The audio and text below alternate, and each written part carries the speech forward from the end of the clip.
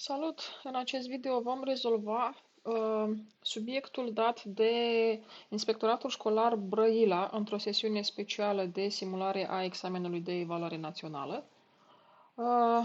Este un subiect destul de asemănător cu cel dat în Iași și haideți să începem să îl rezolvăm. Rezultatul calculului 12 minus 6 împărțit la 1 plus 2 este egal cu ordinea efectuării operațiilor. Prima dată se efectuează operațiile din paranteză, deci 12 minus 6 împărțit la 1 plus 2, 3. Apoi se rezolvă operația de împărțire, în cazul nostru 12 minus 2, care este egal cu 10. Deci răspunsul este D mic. O tabletă costă 360 de lei. După o reducere de 30%, prețul tabletei va fi egal cu. Deci haideți să vedem prima dată cât este 30% din 360, adică cu cât se ieftinește tableta noastră. Se duce un 0 și rămâne un 3 ori 36, 18, 108. Deci tableta se ieftinește cu 108 lei. Prețul după ieftinire este egal cu 252 de lei, adică răspunsul este C mic. Suma elementelor mulțimii A egal cu X aparține lui N cu proprietatea că 6 minus X mai mare sau egal decât 1. O inecuație de gradul 1 se rezolvă ca o ecuație de gradul 1, doar că în loc de egal, în cazul acesta, avem mai mare sau egal. Adică separăm termenii. 1 minus 6 minus X mai mare sau egal decât minus 5. Avem pe minus x, pentru a-l calcula pe x, trebuie să înmulțim cu un minus 1. Și mare atenție la inecuații, atunci când înmulțim cu minus 1, semnul se inversează. Deci avem x mai mic sau egal decât minus 5 ori minus 1 este 5. Și cum ne trebuie acele numere naturale care sunt mai mici sau egale decât 5, înseamnă că a este egală cu 0, 1, 2, 3, 4 și 5. Și atunci suma elementelor este 0 plus 1 plus 2 plus 3 plus 4 plus 5 și este egal cu. Avem odată un 5 și cu un 5, adică 15. Și 4. Fracția ordinară 5 supra 6, scrisă sub formă de fracție zecimală. Eu știu că pentru a transforma o fracție ordinară într-o fracție zecimală, trebuie să fac operația de împărțire, adică împart numărătorul la numitor. 6 în 5 nu merge. Adăugăm un 0 după 5, virgulă. 6 în 50 merge de 8 ori. 6 ori 8, 48. 2, mai adăugăm un 0. 6 în 20 merge de 3 ori. 6 ori 3, 18. Iarăși 2, iarăși adăugăm un 0 și vine iarăși 3, iarăși 18 și așa mai departe. Deci acest 3 se repetă la infinit și atunci va fi 0,8 perioada 3, adică C mic, exercițiul 5, spune așa, 4 elevi au calculat media aritmetică a numerelor A și B. Rezultatele obținute sunt prezentate în tabelul de mai jos și trebuie să vedem cine a calculat corect. Și haideți să ne amintim, media aritmetică a două numere este A plus B supra 2, adică suma numerelor supra câte numere avem. Bun, A-ul este 14 plus 2 radical din 18. Și singura operație pe care pot să o mai efectuez este la radical din 18 să scot factorii de sub radical. 2, 9, 3, radical din 2. Și atunci avem 14 plus 2 ori 3 radical din 2, adică 14 plus 6 radical din 2. Iar b mic, 2 pe lângă 7 minus 3 radical din 2, desfacem parantezele, 2 ori 7, 14, minus 2 ori 3, 6 radical din 2. Și atunci media aritmetică, 14 plus 6 radical din 2 plus 14 minus 6 radical din 2 supra 2, 14 și cu 14, 28 pe 2, adică 14. Deci cel care a calculat corect a fost Erica, de fapt cea care a calculat corect. 6. Andrei are 20 de ani și Răzvan, fratele lui, are 14 ani. Afirmația că în urmă cu 8 ani vârsta lui Andrei era de 2 ori mai mare decât vârsta lui Răzvan este adevărată sau falsă? Deci hai să vedem. Andrei are acum 20 de ani. Acum 8 ani avea 12 ani. Răzvan, acum 8 ani, avea 6 ani. Și într-adevăr, 12 este egal cu 2 ori 6. Deci afirmația este adevărată. Subiectul 2. În figura alăturată sunt reprezentate punctele coliniare A, B și C și D în această ordine.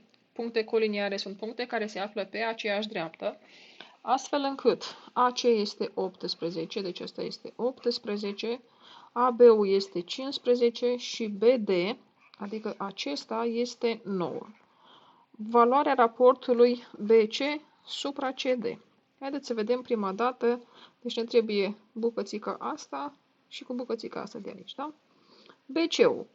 Cel mai ușor se poate calcula AC minus AB, adică 18 minus 15 și este 3.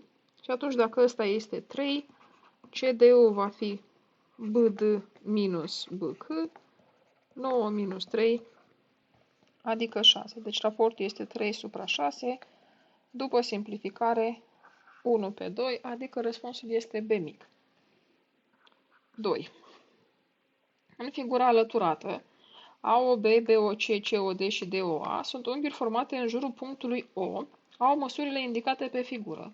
Deci au 3x minus 15, x plus 30, x minus 5 și 2x. Atunci măsura unghiului COD, adică acesta de aici, este egală cu... Bun. Sunt unghiuri formate în jurul unui punct. Eu știu că în jurul unui punct, suma măsurilor tuturor unghiurilor este 360 de grade, adică unghiul AOB plus unghiul AOD plus unghiul DOC plus unghiul COB împreună au 360 de grade. Și atunci înlocuim pe fiecare. 3x minus 15 plus x plus 30 plus x minus 5 plus 2x este egal cu 360. 3, 4x, 5x, 7x, minus 15 plus 30 vine un 15, minus 5 plus 10 este 360. Se scade un 10, 7x este egal cu 350, împărțim la 7 și avem că x-ul este 50 de grade. Și atunci unghiul COD va fi 50 de grade minus 5 grade, conform relației de aici, și va fi 45 de grade. În figura alăturată este reprezentat rombul ABCD cu măsura unghiului BAD 30 de grade și lungimea laturii AB 4 cm. Deci este un romb, toate laturile sunt egale și au 4 cm. Atunci aria rombului ABCD este egală cu...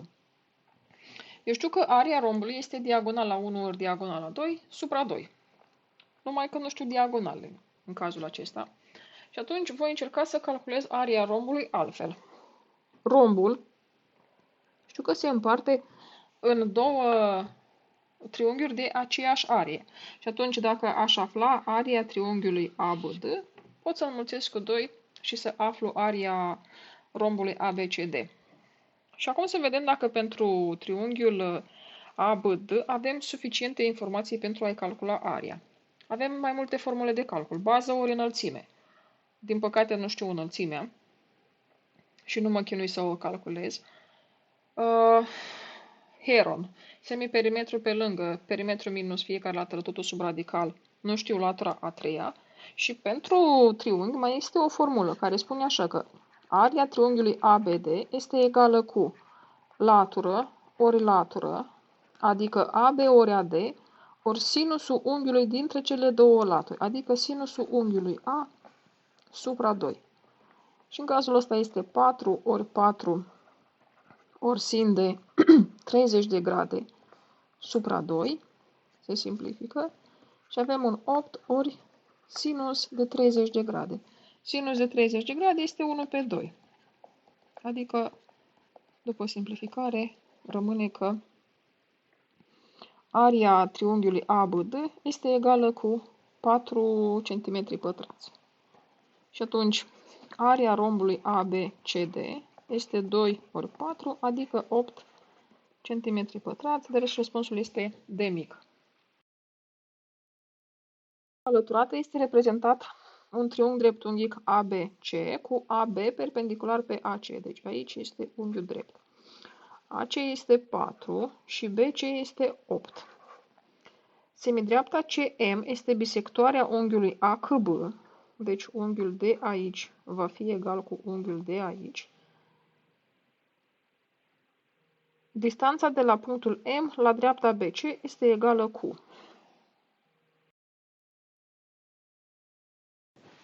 Așa, deci haideți să vedem. Avem AC4, BC8.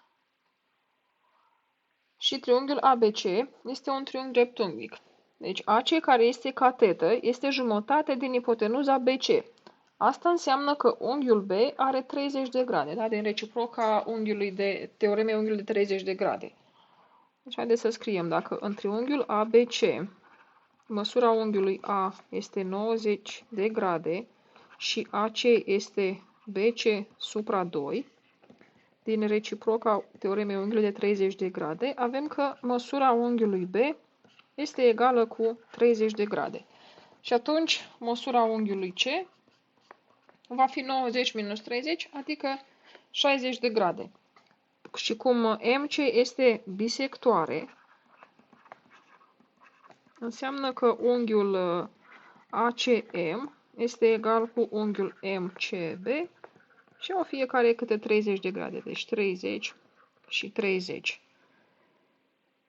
Ok, deci triunghiul acesta MBC este un triunghi isoscel și distanța pe care trebuie să o calculez eu, distanța de la M la dreapta BC, este tocmai înălțimea într-un triunghi isoscel. Notăm cu E piciorul perpendicularei.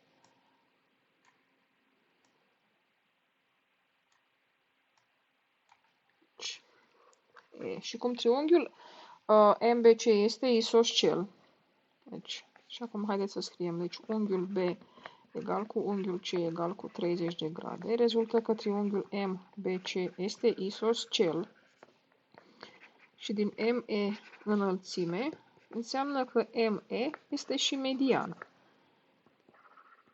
adică ME egal cu EC este egal cu 4. Deci avem 4, 4.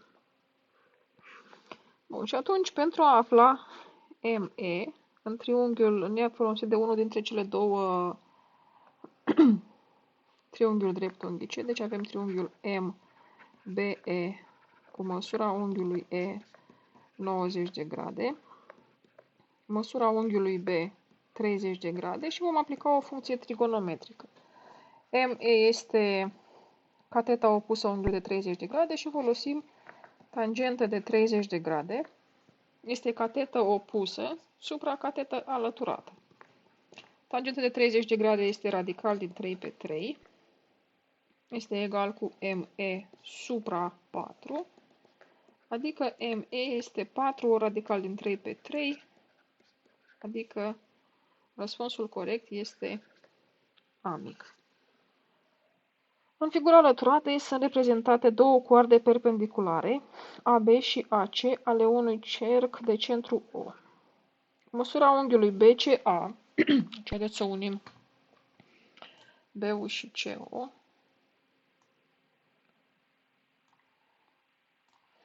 Deci aici avem un unghi de 30 de grade.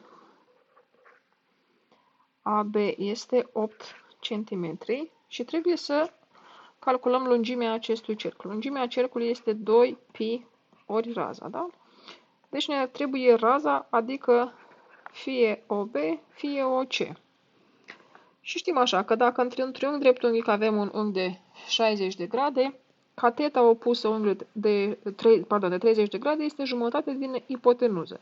Deci, BC-ul este 2 ori AB-ul, este egal cu 16 cm. Dar BC este diametru, deci înseamnă că OB este BC supra 2, adică raza este de 8 cm. Și atunci lungimea cercului este 2 ori pi ori 8, este egal cu 16 pi cm, adică răspunsul corect este B. Ok, și la 6, piramidă triunghiulară regulată cu baza ABC și fețele triunghiuri dreptunghice în V. Dacă AB este 8 cm, atunci suma lungimilor tuturor muchilor piramidei este egală cu, deci cele de jos sunt 8 și fața laterală. O față laterală este un triunghi dreptunghic în V și mai mult decât atât, el mai este și isoscel, deci este un triunghi dreptunghic isoscel. Haideți să-l desenăm separat. Delia își propune să rezolve un set de probleme de matematică într-un număr de zile. Dacă ar rezolva câte 5 probleme pe zi, iar mai rămâne 6 probleme nerezolvate, iar dacă ar rezolva câte 7 probleme pe zi, ar termina cu 2 zile mai devreme decât și-a propus. Este posibil ca numărul de zile în care Delia și-a propus să rezolve setul de probleme să fie egal cu 7? Justificați răspunsul. Deci, haideți să vedem. Dacă lucrează 7 zile, în primul caz, deci dacă ar lucra 7 zile, 5 ori 7, iar mai rămâne 6 probleme nerezolvate, plus 6. Și avem așa, 5 ori 7, 35 plus 6 ar fi 41 de probleme. Dacă ar rezolva câte 7, ar termina cu 2 zile mai devreme. Adică în loc de cele 7 zile, ar lucra 5 zile. Și atunci 7 ori 5 ar fi 35 de probleme. Și observați că am obținut rezultate diferite. Deci 35 este diferit de 41, deci nu poate lucra în 7 zile. Și la B mic trebuie evident să determinăm numărul de probleme pe care le are Delia de rezolvat. Și notăm așa, pe numărul de probleme și să spunem cu Z numărul de zile. Și să vedem cele două ecuații. Dacă ar rezolva câte 5 probleme pe zi, 5 ori numărul de zile, iar mai rămâne 6 probleme, plus 6, ar fi egal cu numărul total de probleme pe care ea le are de rezolvat. Dacă ar rezolva câte 7, deci 7 ori, ar termina cu 2 zile mai devreme, adică din numărul de zile am scădea 2 și evident trebuie să obținem același număr de probleme. Ăsta este sistemul nostru și avem 5z plus 6 este egal cu p și 7z minus 14 este egal cu p. Aplicăm metoda substituției. 5z plus 6 este p, 7z minus 14 este egal cu p, adică 5z plus 6. Deci 5z plus 6 p. Separăm termenii. 7z minus 5z este 6 plus 14, adică 5z plus 6 p. 2z este egal cu 20. Împărțim la 2 și obținem că z este egal cu 10 și numărul de probleme este 5 ori 10 plus 6.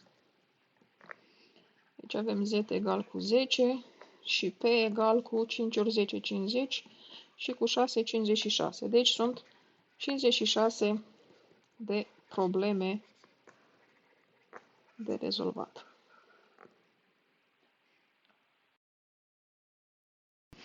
Avem expresia e de x este egal cu x minus 1 la a doua, minus 2 pe lângă 1 minus x pe lângă x plus 1, minus 2 pe lângă 3 minus x plus 7, unde x este număr real. Și trebuie să arătăm că e de radical din 2 minus e de minus radical din 2 este egal cu 0. Și le luăm pe rând. E de radical din 2 este egal cu radical din 2 minus 1 totul la a doua, minus 2 pe lângă 1 minus radical din 2 pe lângă radical din 2 plus 1, minus 2 pe lângă 3 minus radical din 2 plus 7. Și este egal cu, aici avem formula a minus b totul la a doua, a pătrat minus 2ab plus b pătrat, iar la 1 minus radical din 2 pe lângă radical din 2 plus 1, ținând cont de faptul că adunarea este comutativă și aș putea scrie 1 plus radical din 2, avem a minus b pe lângă a plus b, a pătrat minus b pătrat. Deci avem radical din 2 la a doua, minus 2 ori radical din 2 ori 1, minus 2 pe lângă 1 la a doua minus radical din 2 la a doua, minus 6 plus 2 radical din 2 plus 7. Și vine un 2, minus 2 radical din 2, aici am mâncat un plus 1, nu știu ce, plus 1, minus 2 pe lângă 1 minus 2, minus 6 plus 2 radical din 2 plus 7. Observăm că se reduce radicalul și avem așa, 2 plus 1 minus, aici vine un minus 1, 2 ori minus 1, minus 6 plus 7. Și avem un 3 plus 2 și mai avem un plus 1, care este egal cu 6. Și e de minus radical din 2 vine minus radical din 2 minus 1, totul la a doua, minus 2 pe lângă 1 minus minus radical din 2, pe lângă minus radical din 2 plus 1, minus 2 pe lângă 3 minus minus radical din 2, plus 7. Și este egal cu, aici dacă am scoate un minus factor forțat, ridicat la puterea a doua, ar veni plus. Deci haideți să vedem, ar fi așa, minus radical din 2 plus 1, totul la puterea a doua. Minus 2 pe lângă 1 și aici vine plus radical din 2, pe lângă 1 minus radical din 2, minus 2 pe lângă 3 plus radical din 2 plus 7. Este egal cu minus ridicat la puterea a doua devine plus și la 2, radical din 2 plus 1 avem formula a plus b la a doua, a pătrat plus 2ab plus b pătrat. Adică radical din 2 la a doua plus 2 radical din 2 plus 1 minus 2 pe lângă și aici iarăși avem a plus b pe lângă a minus b, 1 la a doua minus radical din 2 totul la a doua. Minus 6 minus 2 radical din 2 plus 7. Ăștia se duc și vine 2 plus 1 minus 2 pe lângă 1 minus 2 plus 1. Și avem așa, 3 minus 2 ori minus 1 plus 1 și este egal cu 3 plus 2 plus 1, care este egal cu 6. Și atunci, e de radical din 2 minus e de minus radical din 2 este egal cu 6 minus 6, care într-adevăr este egal cu 0. Și la B determină numărul natural n, pentru care e de n este număr prim. De a ajunge la e de n, vom aduce e de x la o formă mai simplă. X minus 1 la a doua este prima formulă, adică x pătrat minus 2x plus 1, minus 2 pe lângă, și aici avem 1 minus x pe lângă 1 plus x, adică 1 minus x pătrat, minus 6 plus 2x plus 7, x pătrat minus 2x plus 1, minus 2 plus 2x pătrat, minus 6 plus 2x plus 7. 2x și este egal cu 3x pătrat, 1 minus 2 minus 1, minus 6 vine minus 7 și atunci se reduc și toți termenii liberi, deci rămân cu e de x egal cu 3x pătrat. Și atunci e de n este egal cu 3 ori n pătrat. 3n pătrat trebuie să fie un număr prim. Eu știu că un număr este prim dacă are ca divizor pe el însuși și pe 1, da? Adică, spre exemplu, 2, 3, 5, 7 și așa mai departe. Și deoarece acest număr are deja pe 3 aici în componență, înseamnă că singura posibilitate este ca n pătrat să fie 1. Și dacă n pătrat este 1, n poate fi plus minus 1, da? Deci pentru că plus minus 1 ridicat la puterea a doua dă 1, doar că n-ul trebuie să fie număr natural. Și atunci singura variantă este ca n-ul să fie egal cu 1. Așa, la 3, la a mic trebuie să arătăm că a este 2, unde a este 1 supra radical din 3 plus 2 supra radical din 12 plus 3 pe radical din 27, 4 pe radical din 48, împărțit la 2 pe radical din 3. Începem prin a extrage factorii de sub radical. Deci descompunem. Cei care se grupează câte 2 ies în fața radicalului, cei care sunt negrupați rămân sub radical și avem un 1 pe radical din 3 plus 2 supra 2 radical din 3 plus 3 supra 27. 3, 9, 3, 3, 3 și 1. 3 pe radical din 3 plus 4 supra 24, 12. Deci este de sub radical un 2 ori 2, adică 4 radical din 3. Și aici vine ori radical din 3 pe 2. Avem simplificări. 1 pe radical din 3 plus 1 pe radical din 3 plus 1 pe radical din 3 plus 1 pe radical din 3. O radical din 3 pe 2. 1, 2, 3, 4. Supra radical din 3 ori radical din 3 pe 2. Se simplifică și rămâne un 2 pe 1, adică 2. Da, deci A într-adevăr este egal cu 2. Haideți să vedem cine este B-ul, pentru că la B mic trebuie să calculăm numărul 1 supra A minus 2 ori B, totul la puterea 2022. Deci B-ul este egal cu 1 pe 3 plus 1 pe 6 plus 1 pe 9, 1 pe 12 plus 1 supra 18. Da, deci trebuie să aducem prima dată la același numitor. Descompunem pe fiecare. 3 egal cu 3 la 1, 6 este un 2 ori 3, 9 este egal cu 3 la a doua, 12 este 4 ori 3, adică 2 la a doua ori 3, și 18 este 9 ori 2, adică 2 ori 3 la a doua. Și atunci, numitorul comun este cel mai mic multiplu comun, adică 3, 6, 9, 12, 18, numerele comune și necomune o singură dată la cea mai mare putere.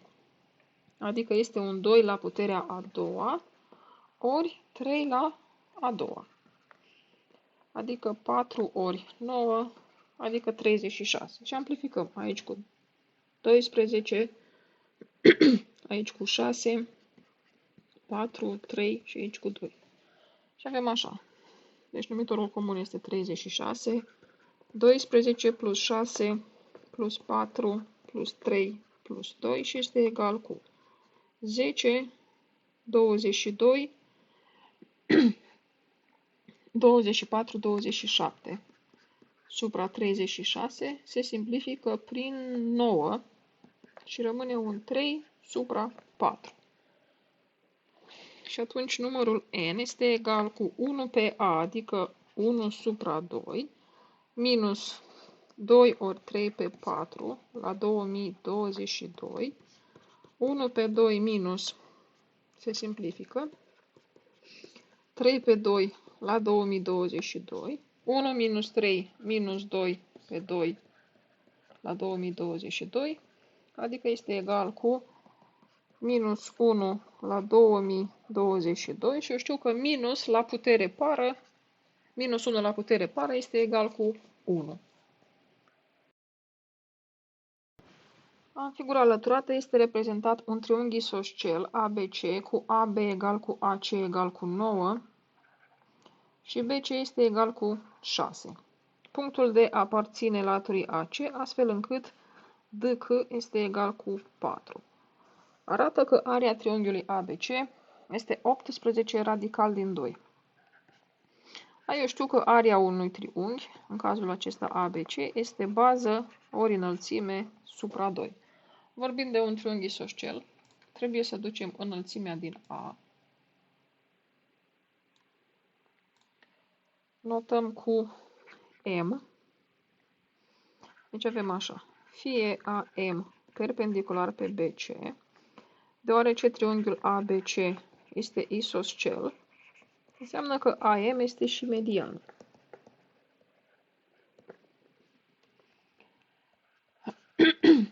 Fiind mediană, BM este egal cu MC este egal cu BC pe 2 și BC-ul este 6 pe 2, adică 3. Bun. Și atunci, în triunghiul ABM aflăm înălțimea AM. Măsura unghiului M 90 de grade rezultă din Pitagora AM pătrat AB pătrat minus BM pătrat, adică 9 la a doua minus 3 la a doua, adică un 81 minus 9. Deci AM pătrat este 72, adică AM este radical din 72. 72 este 36 ori 2. Radical din 36 este 6 și 2 rămâne sub radical. Deci înălțimea este 6 radical din 2 și atunci area este egală cu BC ori AM pe 2, 6 ori 6 radical din 2 pe 2, facem o simplificare și este într-adevăr egală cu 18 radical din 2 cm. Determină lungimea segmentului BD. Așa. În general, în triunghiurile acestea isoscele, când se cere lungimea BD, BD este înălțime. În cazul acesta nu se specifică. Și atunci va trebui să vedem cum calculăm acest segment BD. Marea întrebare este de ce este specificat că DC-ul acesta este 4. Și haideți să vedem cum putem să-l folosim. Și haideți să vedem în triunghiul mare cât este raportul AB supra BC. Este un 9 pe 6. După simplificare rămâne 3 pe 2. Deci AB supra BC este 3 pe 2. Și dacă calculez BC supra CD, o să fie un 6 pe 4 și simplific și rămâne 3 pe 2. Deci observăm că raportul AB supra BC este egal cu BC supra CD. Asta îmi spune că trebuie să găsesc două triunghiuri asemenea. Dacă am rapoarte egale, trebuie să văd dacă găsesc și unghiuri egale. Și cum triunghiul ABC este isoscel, înseamnă că unghiul ABC este egal cu unghiul ACB. Dar acest unghi ACB se poate scrie și ca DCB. Da? Și atunci eu știu că dacă am două unghiuri congruente și laturile care le formează sunt proporționale, înseamnă că triunghiul ABC este asemenea cu triunghiul, deci unghiul BD aici.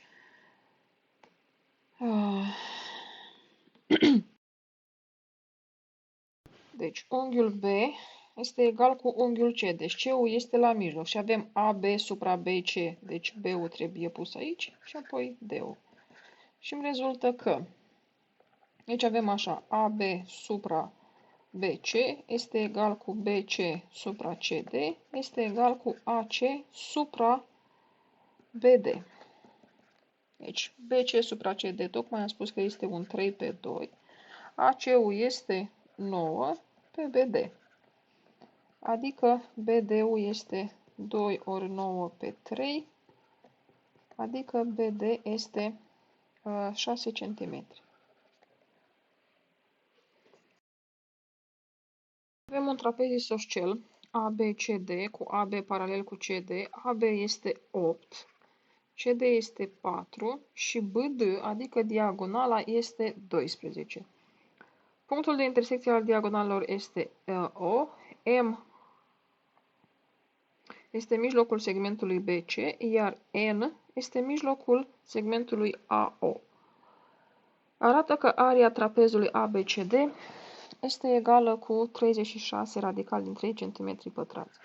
Deci area lui ABCD este egală cu baza mare plus baza mică ori înălțimea pe 2. Adică este egală cu baza mare AB plus CD ori înălțimea pe care o trasăm imediat. Să spunem un DE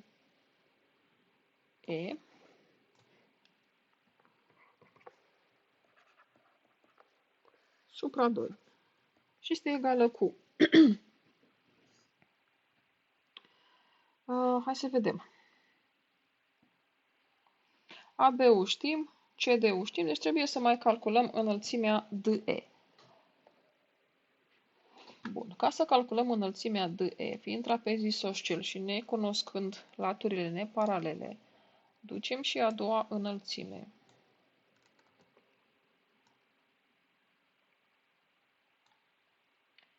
Notăm cu F, deci avem așa.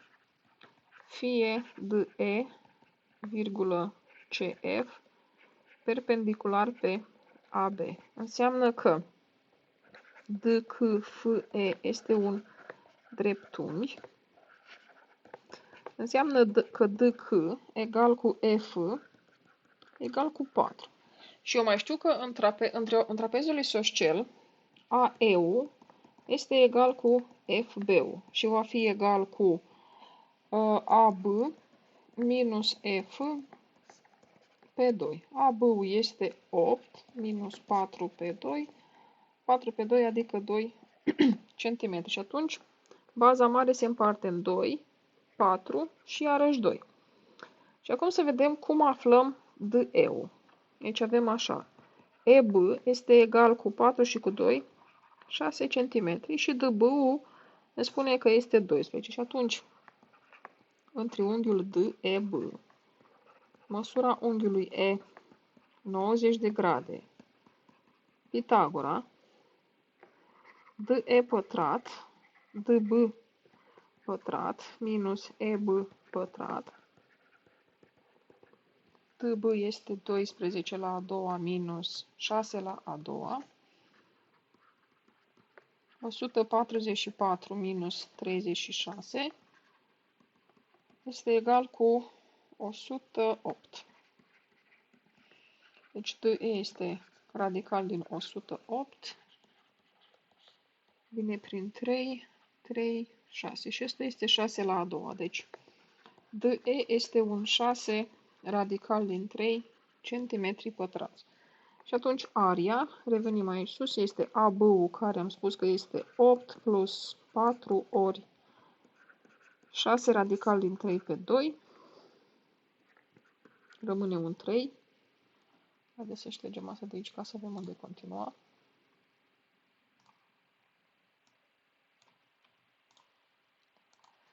Și vine 12 ori 3 radical din 3, adică este egal cu 36 radical din 3 cm pătrați, adică ceea ce trebuia să demonstrăm. Și la B mic determină lungimea segmentului MN.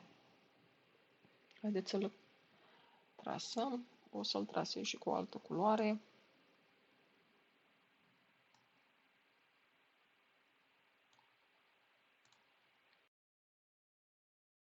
Ok, deci acest segment MN. Haideți să-l încadrăm într-un triunghi. În triunghiul CNB. Și va trebui să vedem ce fel de triunghi este triunghiul acesta CNB. Ca să vedem MN ce fel de linie este în triunghiul CNB. Ok. Deci M este mijlocul lui BC, N este mijlocul lui AO. Deci, teoretic, ne-ar trebui să calculăm lungimea segmentului AO. Și atunci, pentru a calcula AO, ne folosim de faptul că O este punctul de intersecție al diagonalelor și că, în cazul acesta, triunghiul DOC este asemenea cu triunghiul BOA. Fiind triunghiul asemenea, DO supra BO este egal cu OC supra OA este egal cu DK supra BA. Adică DO supra BO este egal cu OC supra OA este egal cu DC 4 supra 8. O să luăm doar DO supra OB este egal cu 4 pe 8, care este de fapt 1 pe 2 după simplificare. Și avem așa. Nu știm nici DO, nu știm nici OB, dar DO plus OB este egal cu DB și atunci păstrăm DO și facem proporții derivate. 1 supra 1 plus 2, adică DO supra DB este egal cu 1 pe 3, deci DO supra 12 este un 1 pe 3. Deci DO este 12 pe 3, adică 4 cm. Și ăsta este 4 și atunci OB-ul este 12 minus 4 este egal cu 8 cm. Ăsta este 8. Deci până acum triunghiul AOB este un triunghi isoscel, doar că într-un trapez isoscel diagonalele sunt congruente și la fel vom obține că AO este egal și el tot cu 8 cm și cum și AB este 8 cm, înseamnă că triunghiul acesta AOB este un triunghi echilateral. Și în triunghiul AOB, cum BN este mediană,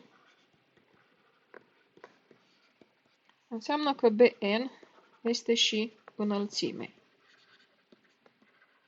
Adică BN este perpendicular pe AC. Fiind perpendicular, înseamnă că măsura unghiului BNC este 90 de grade, adică triunghiul CNB este un triunghi dreptunghic și cum MN este mediană,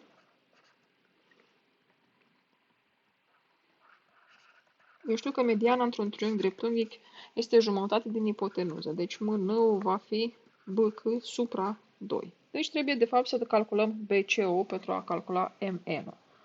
Și haideți să calculăm BC. BCO este egal cu AD-ul și vom calcula în triunghiul AED. Măsura unghiului A 90 de grade. AD este ipotenuză, deci AD pătrat este AE pătrat plus DE pătrat. AD pătrat este egal cu AE, care era 2 la a doua, plus și DE-ul era 6 radical din 3. 6 radical din 3, totul la a doua. Deci, AD pătrat este egal cu 4 plus 108, adică AD-ul este 112. Și haideți să descompunem 112, merge printr-un 2, 5, 6, 2, 28, 2, 14, 2, 7. Deci este un 4 radical din 7.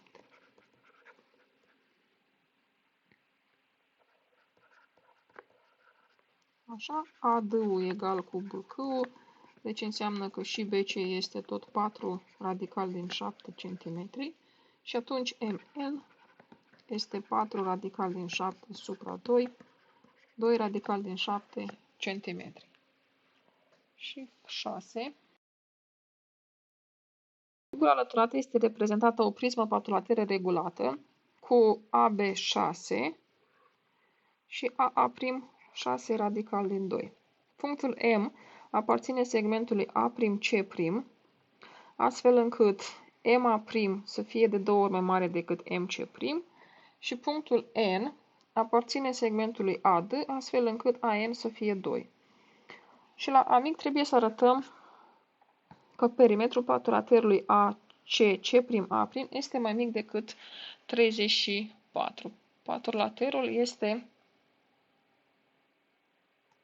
un dreptunghi, acesta de aici,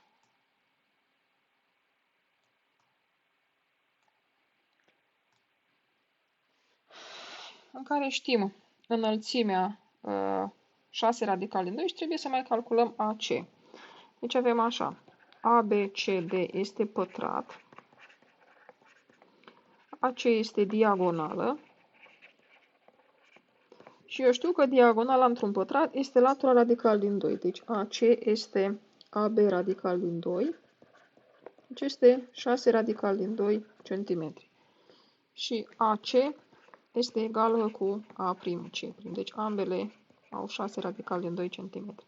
Și atunci, perimetrul lui AC''A' este egal cu 2 pe lângă AC plus AA'. Și este egal cu 2 pe lângă 6 plus 6 radical din 2.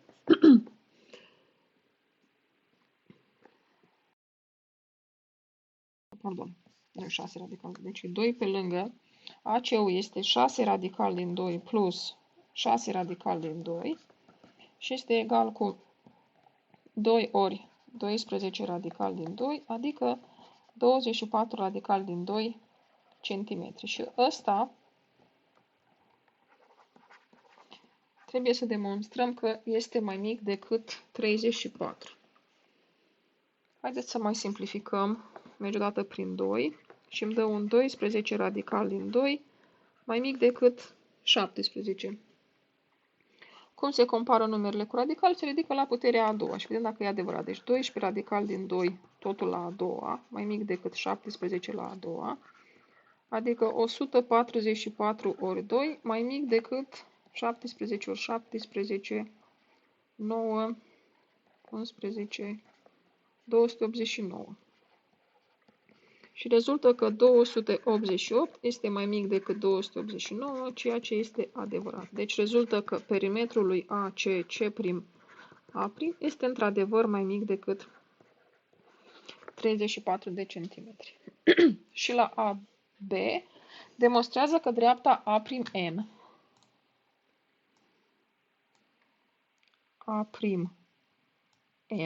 aceasta de aici, este paralelă cu planul MDC, cu planul acesta.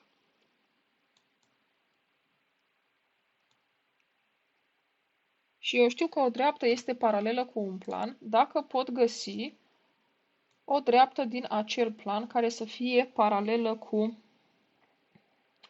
dreapta noastră. Haideți să vedem cum facem asta.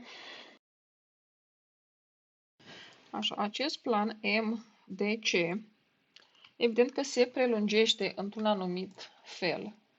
Și noi trebuie să vedem cam pe unde anume se va prelungi el. Și dacă luăm cam ceva de genul ăsta, cred.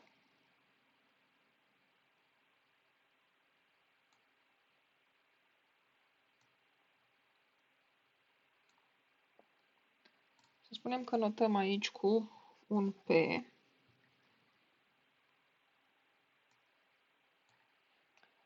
Deci planul acesta MDC s-ar prelungi în MPDC.